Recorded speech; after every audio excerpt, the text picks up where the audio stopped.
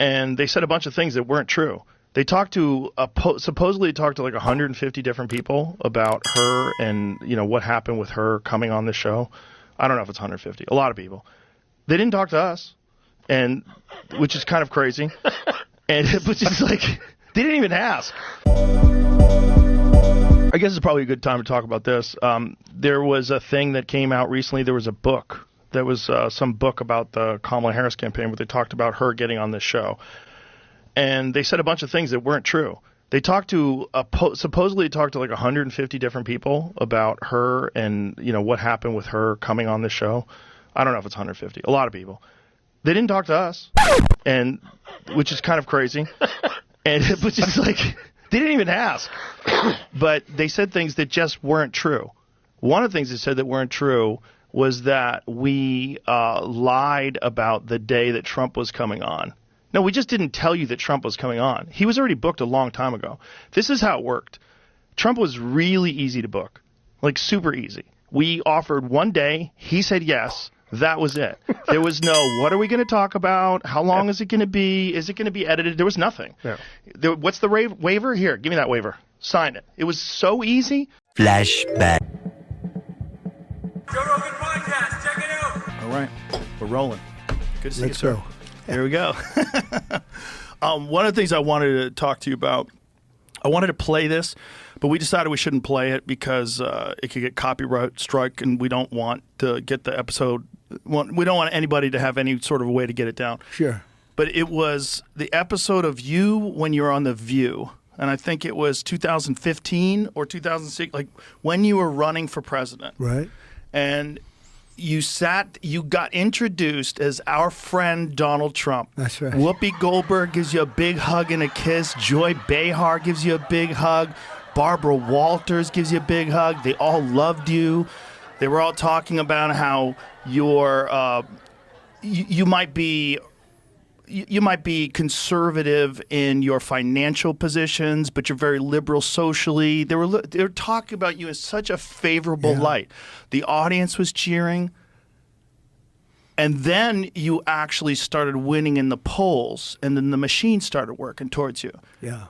But there's probably no one in history that I've ever seen that's been attacked the way you've been attacked, and the way they've done it so coordinated and systematically. And when you see those same people in the past, very favorable to you, like Oprah, when you were on Oprah's show, very. She was encouraging you to be Last president. week I did one of her last shows, I think maybe Thursday or Friday. That was a big deal, being on Oprah's show, the last one. And I was like one of the last shows in that final week. And I said, boy, we've come a long way since that. So he was already booked. They never committed to doing the show. So all this talk, there was another thing they said, that the reason why they did the Beyonce thing, the Beyonce event in Houston, was so that they could be in Texas to do my show. They never agreed to do the show. None of that's true. They never agreed. They also said that they sent someone down here to the studio to do a walkthrough of the set. That's not true. Flashback.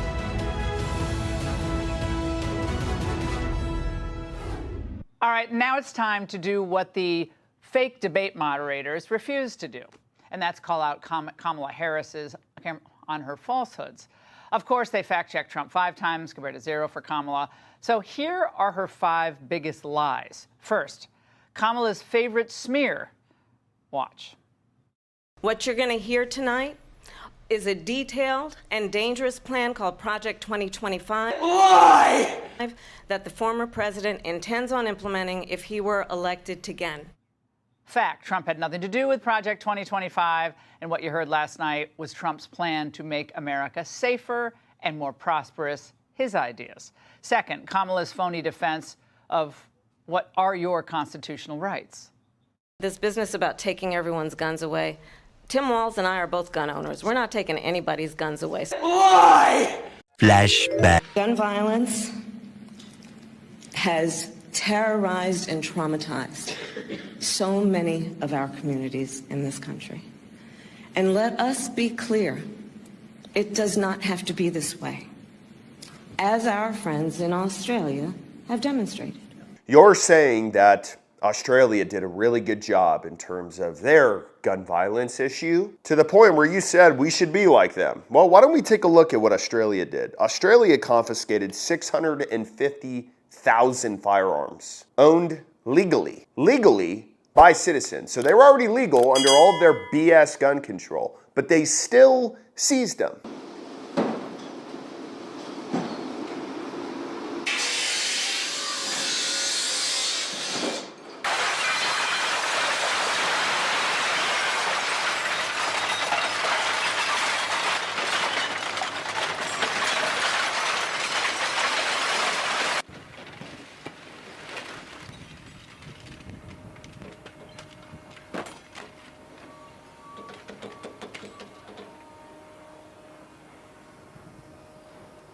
And Kamala's sitting up there foaming at the mouth saying, yeah, well, Australia, we should be like Australia. No, mate, we shouldn't. We're America for a reason. If we want to be like Australia, we can all get a visa and go over there. Have you figured that out yet? So stop with the continuous lying about this stuff.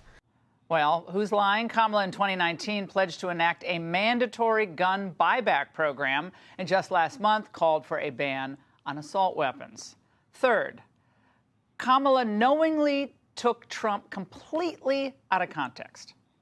Donald Trump, the candidate, has said in this election there will be a bloodbath. Can you say peach?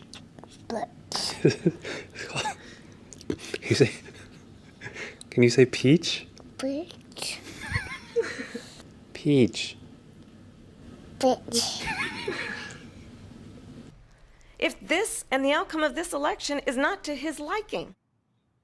Fact, Trump was referring to the auto industry that will, in fact, face a bloodbath if Kamala enacts her radical climate agenda. Fourth, Kamala steals Biden's favorite talking point. Let's remember Charlottesville, where there was a mob of people carrying tiki torches, spewing anti-Semitic hate. And what did the president then at the time say?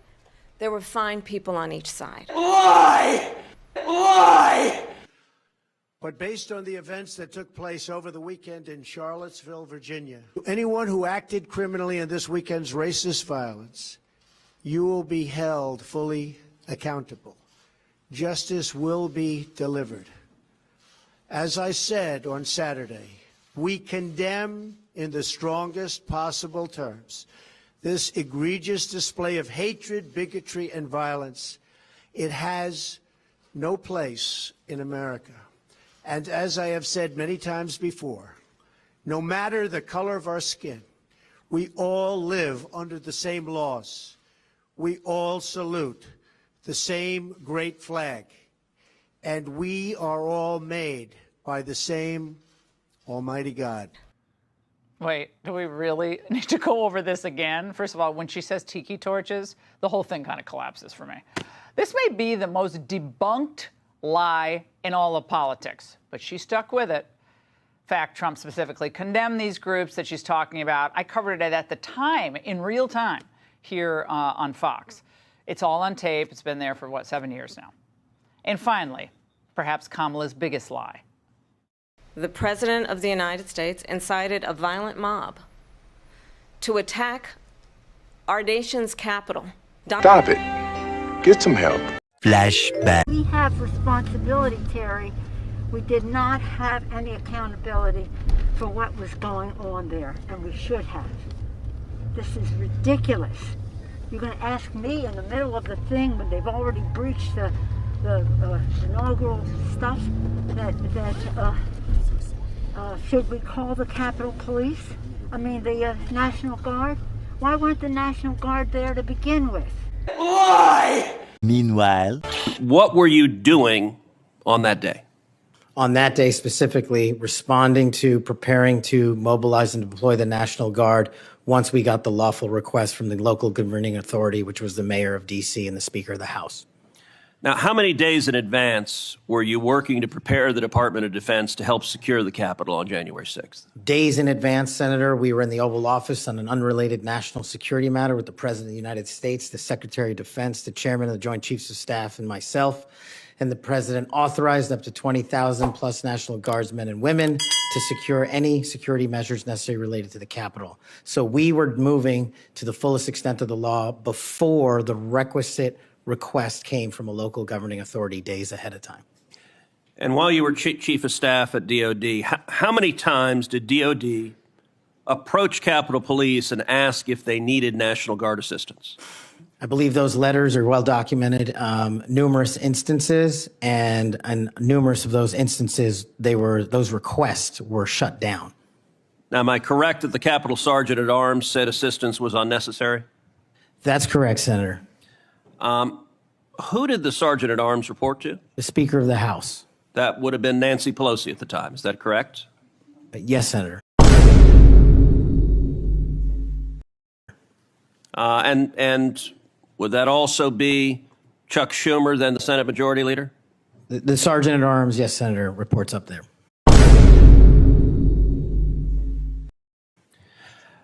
Did Mayor Bowser, the Democrat elected mayor in D.C., either request or allow National Guard assistance? She put in writing on the days leading up to January 6th a declination for National Guard additional support. And that letter is available publicly to the world. So, and just to speak English for folks at home, a declination meant she said no, don't send National Guard. Is that right? Yes, sir.